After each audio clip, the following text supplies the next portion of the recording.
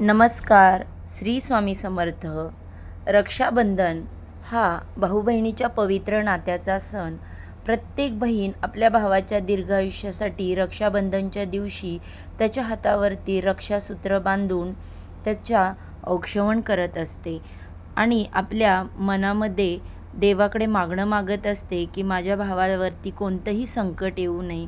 तर रक्षाबंधनाच्या या दिवशी भावाच्या दीर्घायुष्यासाठी ओवाळताना बहिणीने हे 2 शब्द नक्की बोला, तर यामुळे आपल्या भावाला दीर्घायुष्य लाभेल आणि कोणतीही अडचण त्याच्या आयुष्यात येणार नाही.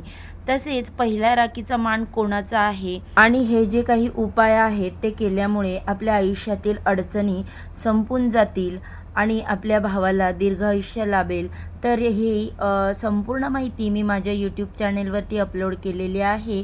या व्हिडिओच्या खाली लिंक देत आहे, व्हिडिओ नक्की पहा. अजूनही चॅनलला सबस्क्राईब केलं नसेल तर सबस्क्राईब करा, बेल आयकॉन देखील प्रेस करा. धन्यवाद.